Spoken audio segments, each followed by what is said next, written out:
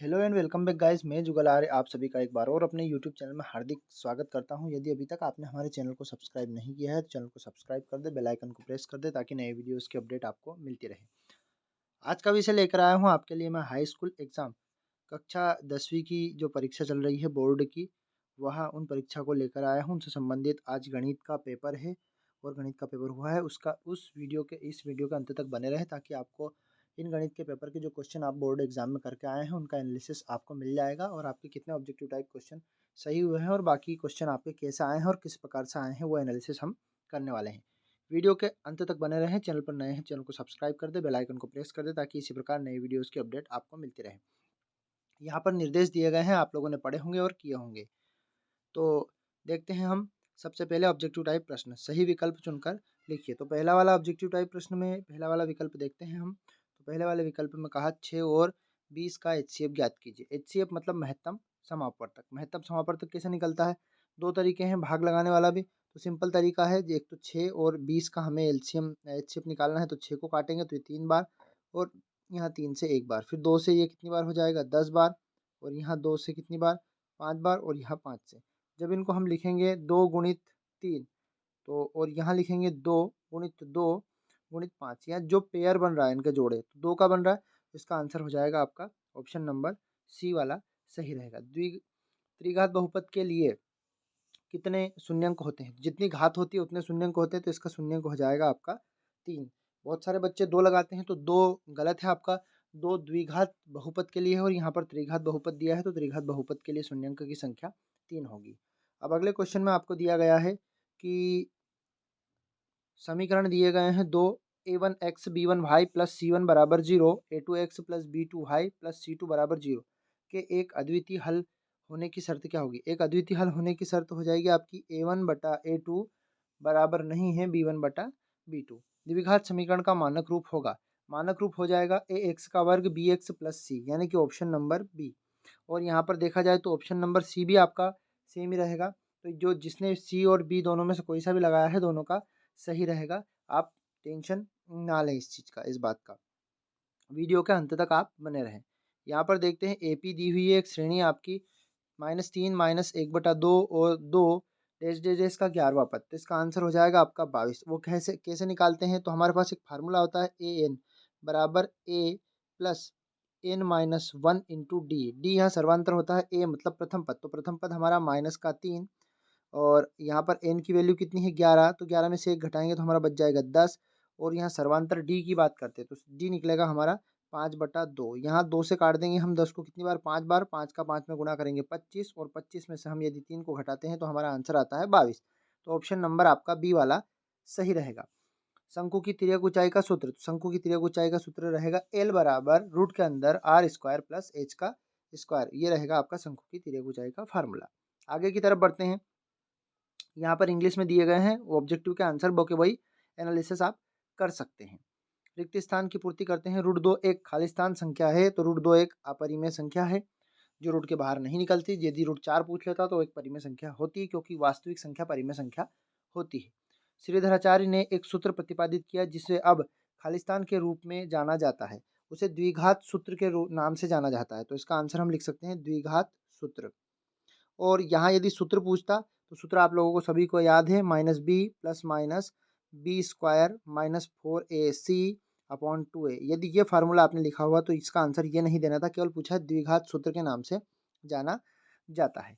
अब AP 5 10 15 dash dash dash का 10वां पद क्या होगा? तो इसका फार्मूले से हम निकाल सकते हैं a plus n-1 into D. तो आपके सामने यहाँ पर निकाल के बताते हैं हम। a 10वां पद ज्ञात करना है तो a यहाँ पर हमारा क्या हो जाएगा, a प्लस 1 कम हो जाएगा 9d और a का मान हमारा 5 हो जाएगा प्लस 9 और d की वैल्यू 10 में से 5। सर्वांतर की बात करते हैं, सभी पदों का अंतर सेम होना चाहिए। तो 5 9 में 5 का गुणा करेंगे तो ये कितना हो जाएगा 45। तो 45 प्लस 5 तो हो जाएगा आपका 50। तो इसका आंसर आपका हो जाएगा इस श्रेणी में 50 आंसर आपका सही रहेगा। सभी खालिस्तान त्रिभुज समरूप होते हैं तो समबाहु त्रिभुज जो होते हैं वो समरूप होते हैं। किसी बिंदु की एक्स अक्ष से दूरी, वैसे एक्स अक्ष को भुज बोलते हैं लेकिन उन्हें पूछिए कि एक्स अक्ष से दूरी उसकी कोटि कहलाती है क्योंकि एक्स अक्ष से दूरी y होती है, y बराबर 0, तब हम कह सकते हैं कि यहाँ इसकी कोटि कहलाएगी। चलो आगे की तरफ बढ़ते हैं। यहाँ पर छठा वाला क्वेश्चन का एनालिसिस करके देख लेते हैं।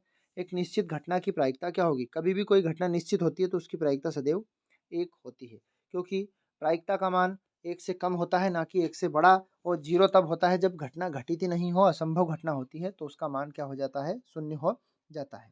आगे की तरफ बढ़ते हैं। जोड़ी का मिलान करना है। ये एक फार्मूला है आपका, साइन स्क्वायर ए प्लस कोस स्क्वायर ए बराबर क्या हो जाएगा? तो आपका हो जाएगा 1। ये डी नंबर ऑप्शन आपका सही रहेगा। टेन 90 माइनस थीटा, तो टेन 90 माइनस थीटा का हो जाएगा आपका कोट थीटा। यहाँ पर इसका आंसर नीचे की तरफ दिया गया है तो वो आंसर आप देख सकते हैं, तो इसका आंसर मैं इसके सामने लिख देता हूँ। यहाँ पर हो जाएगा कोट थीटा। सेक स्क्वायर ए माइनस टेन स्क्वायर ए, 9 यहाँ से कॉमन लेके तो इसका आंसर हो जाएगा आपका 9। एफ वाला आंसर सही रहेगा। बिंदु 0 और 4, 3 और 0 के बीच की दूरी क्या होगी? तो बिंदु 0 और 4, 3 और 0 के बीच की दूरी हो जाएगी आपकी 5। ऑप्शन नंबर ए, यानी कि 4 का वर्ग 3 का वर्ग करेंगे, 4 का 16, 3 का वर्ग 9, 9 और 16 25, और 25 रूट के अंदर से बाहर निकलेंगे तो वो 5 हो जाएगा। घनाभ का आयतन क्या होता है? घनाभ के आयतन का फार्मूला होता है एल बी और एच। यहाँ पर एल बी एच के रूप में नहीं दिया है तो ए बी सी, थोड़ा सा क्रम चेंज किया आपको कंफ्यूज करने के लिए, तो वो आपका ए बी सी वाला ऑप्शन नंबर सी सही रहेगा घनाभ के आयतन में। अब बढ़ते हैं वर्ग का क्षेत्रफल। तो वर्ग का क्षेत्रफल हो जाएगा आपका ए का क्यूब। तो जोड़ी हो गई आपकी कंप्लीट। अब जोड़ी के बाद हम देखते हैं अगला वाला क्वेश्चन। अगले वाले क्वेश्चन में हम ध्यान से समझते हैं एक शब्द या एक वाक्य में उत्तर। द्विघात समीकरण ए एक्स का square plus b x plus c बराबर 0 के लिए विविधकर का सूत्र। तो विविधकर का सूत्र हमें सभी को याद होना चाहिए, डी बराबर बी स्क्वायर माइनस 4ac। यहाँ पर आपको ये एक्यूरेट आंसर लिखना था। अब आगे की तरफ बढ़ते हैं। एपी के प्रथम एन पदों का योग ज्ञात करने का सूत्र। तो योग ज्ञात करने का सूत्र तो एस एन बराबर एन बटा 2, यहाँ पर 2a plus N minus 1 × D. एक फार्मूला अंतिम पद के लिए है तो वो भी यदि लिख दिया हो तो वो भी आपका सही रहेगा। तो एक्यूरेट यहाँ पर ये सही रहेगा। उन्नयन कोण की परिभाषा। अच्छा, उन्नयन का मतलब जैसे मान लो ये हमारी एक मीनार है, उन्नयन, नमन और उन्नयन का थोड़ा सा अर्थ समझ लेते हैं। उन्नयन यानी कि मान लो ये प्रेक्षक एक दृष्टि रेखा है यहाँ से यहाँ तक, यहाँ पर एक प्रेक्षक खड़ा है और अपनी आंखों को ऊपर की तरफ देखता है, तो ये इसके द्वारा प्रेक्षक द्वारा दृष्टि रेखा और बिंदु से मिलाने वाली रेखा के बीच बनने वाला कोण वो क्या कहलाएगा? उन्नयन कोण कहलाता है। स्पर्श रेखा वृत्त के उभयनिष्ठ बिंदु को क्या कहते हैं? तो उसको स्पर्श बिंदु कहा जाता है। तो इसका आंसर रहेगा स्पर्श बिंदु। आगे की तरफ बढ़ते हैं। पासे को एक बार फेंके जाने पर 8 से अधिक तो संभवतः, कभी भी ध्यान रखना पासे में कुल 6 अंक होते तो 8 बार 8 अंक आने की संभावना नहीं होती, तो इसका आंसर हो जाएगा 0 या प्रायिकता असंभव है, ऐसा हम इसका आंसर दे सकते हैं। अब आगे बढ़ते हैं सत्य असत्य की तरफ। तो सत्य असत्य में क्या दिया गया है? दो समरूप त्रिभुज की संगत भुजाएं समान अनुपात में होती है। तो हम लिख लेंगे इसका, जी हाँ बिल्कुल, दो समरूप त्रिभुज की भुजाएं समरूप हो सकती है तो इसका सत्य रहेगा। दो समरूप त्रिभुज के क्षेत्रफलों का अनुपात उनकी संगत भुजाओं के अनुपात के बराबर होता है। असत्य क्योंकि उनके वर्गों के बराबर होता है, वर्गों के अनुपात के बराबर, तो इसका असत्य हो जाएगा। दृष्टि रेखा प्रेक्षक की आंख और उस वस्तु के बिंदु से मिलाने वाली रेखा होती है, बिल्कुल यहाँ पर उस वस्तु से बिंदु के मिलाने वाली रेखा, ये सत्य रहेगा। स्पर्श रेखा ही छेदक रेखा कहलाती है, यह सत्य रहेगा क्योंकि स्पर्श रेखा कहलाती है। और क्या है इसकी दूरी, ये भी सत्य रहेगा क्योंकि हम 7 का वर्ग करेंगे तो ये हो जाएगा 49, और 1 का वर्ग 1, ये दोनों रूट के अंदर रहेगा। 49 + 1 तो 50, तो 5 रूट ये हो जाएगा। शंकु का आयतन बेलन के आयतन का शंक्वाकार, तो ये आपका सत्य रहेगा। तो यहाँ पर हमने ऑब्जेक्टिव टाइप क्वेश्चन का एनालिसिस किया। अब हम क्वेश्चन देख लेते हैं थोड़ा सा। 140 का अभाज्य गुणनखंड, तो हम आसानी से गुणनखंड एलसीएम एचसीएफ विधि से कर सकते हैं, और ये इसके अथवा में ये भी सरल क्वेश्चन था। आगे की तरफ बढ़ते हैं। क्या 3√3 एक अपरिमेय संख्या है? ये भी हम लिख सकते हैं। 2 अंक का प्रश्न, 17, 23 और 29 का एचसीएफ। तो ये बड़ा सिंपल सा है, 17 17 से कटेगा, 23 23 और 29 कट सकता है। तो यहाँ पर इसका एचसीएफ आपका 1 आएगा। मैं आंसर बता देता हूँ, आप आसानी से इसको जमा के दिया है करके आपने आई होप लिख दिया होगा। चलो, हम संपूर्ण क्वेश्चन पेपर का एनालिसिस कर रहे हैं, ध्यान से समझे पढ़ें और वीडियो के अंत तक बने रहें। यदि अभी तक आपने हमारे चैनल को सब्सक्राइब नहीं किया है तो चैनल को सब्सक्राइब कर दे, बेल आइकन को प्रेस कर दे ताकि इसी प्रकार के नए वीडियो आपको मिलते रहें। तो यहाँ पर शून्यंक ज्ञात करने हैं, तो आसानी से शून्यंक भी आपने आई होप ज्ञात कर दिए होंगे क्योंकि यहाँ से 4 कॉमन लेंगे, 4 और यू कॉमन लेंगे, शून्यंक आपका निकल जाएगा। द्विघात समीकरण के शून्यंकों का योगफल यानी कि अल्फा प्लस बीटा आपका दिया है, और अल्फा इंटू बीटा, तो alpha plus beta -1, alpha into beta आपका √5 दिया है। इसको आप सूत्र में रख के आसानी से मान निकाल सकते हैं। आगे की तरफ बढ़ते हैं। अनुपात दिए हैं आपका A1/A2, B1/B2 और C1/C2। ज्ञात कीजिए, इसके मान हमें ज्ञात करके बताने, तो फाइंड आउट करने हैं। तो आसानी से A1 पहला वाला मान होगा तो 3/2, फिर 2/8 और 5/7 इसका आंसर हो जाएगा, है ना। तो अब आगे की तरफ बढ़ते हैं। रेखीय समीकरण युग्म को हल कीजिए, यानी आपको हल करके बताना है। अब किसी भी विधि से विलोपन, प्रतिस्थापन, वज्र गुणन। शून्य अंक की संख्या बतानी, 2 अंक का प्रश्न, और वो भी एक्स अक्ष पे बतानी है। तो एक्स अक्ष पे शून्य अंक की संख्या यहाँ पर हो जाएगी आपकी, एक तो पहला शून्य अंक ये काटा यहाँ हो जाएगा 2, और ये एक हो जाएगा 3। तो यहाँ पर शून्य अंकों की संख्या 3 है।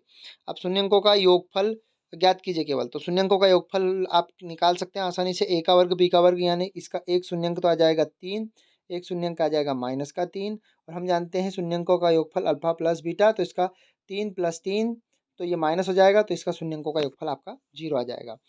अब आगे की तरफ बढ़ते हैं। क्वेश्चन पेपर आपका बहुत सही और सरल था। द्विघात समीकरण है, अब जांच कीजिए कि, तो इसका मल्टीप्लाई करके देख लेंगे, 2 का अंदर गुणा करेंगे, x बराबर के, हाँ जी हाँ बिल्कुल ये द्विघात समीकरण है। विविध कर ज्ञात कीजिए, d बराबर b² - 4ac के फार्मूले से हम विविध कर ज्ञात कर सकते हैं। 10वां पद ज्ञात कीजिए, तो आसानी से an बराबर a + n-1 इंटू डी के फार्मूले से ज्ञात कर सकते हैं। आधारभूत समानुपातिक प्रमेय का कथन बताइए।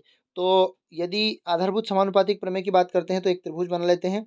एक त्रिभुज की एक सरल रेखा के समांतर एक अन्य भुजा खींची जाती है स्पर्श, तो जिन दो अन्य भुजाओं को जिन बिंदु पर काटती है वह उन्हें समान अनुपात में विभाजित करती है, और यहाँ पर भी हम समांतर बता सकते हैं इसी प्रमेय के अनुसार, और इसमें मान भी ज्ञात कर सकते हैं। दूरी का फार्मूला, तो x2 - x1, y2 - y1, ये दूरी के फार्मूला से हम निकाल सकते हैं। मध्य बिंदु, तो मध्य बिंदु x1 + x2, x1 + x2 आसानी से निकाल सकते हैं, x1 + x2/2, फिर y1 + y2/2, ये आप आसानी से कर सकते हो। आगे की तरफ बढ़ते हैं। यहाँ पर 10 का मान दिया है, तो लाल बटा कक्का से हम मान निकाल सकते हैं। बहुत बढ़िया और बहुत अच्छा क्वेश्चन आपका आया था। यहाँ पर देखते हैं, 2 खिलाड़ी संगीता और रेशमा टेनिस का एक मैच खेलती है। अच्छा, यहाँ पर थोड़ा सा ध्यान से समझने वाली बात है। एक फार्मूला हमने देखा था कि PE + PE बार बराबर 1 होता है। तो यहाँ पर प्रायिकता दी है जीतने की, तो मैच जीतने की प्रायिकता 1 में से हम 0.62 को घटा देंगे, तो आपका आंसर आराम से आ जाएगा। बड़ा सिंपल सवाल है, टोटल गेंद जोड़ लेंगे और आंसर लिख देंगे। तो यहाँ पर उसने कहा लाल गेंद हो, तो 5 3 8, लाल गेंद 3 है, तो इसका आंसर हो जाएगा 3/8। आई होप आपको हमारा वीडियो पसंद आ रहा होगा। आप हमारे वीडियो को ज़्यादा से ज़्यादा शेयर कर दें, ताकि आपके साथियों को भी उनके प्रश्नों का आंसर मिल सके और वो एनालिसिस कर सके। एक पासे को फेंकने पर, तो पासे में टोटल 6 अंक होते हैं और अभाज्य संख्या वो कट जाती है। मीनार एक कोण वाला, बड़ा सिंपल सवाल है, आपने कर दिया होगा। फिर अगला देखते हैं 19वां। 3 अंक के क्वेश्चन यहाँ से स्टार्ट हो गए।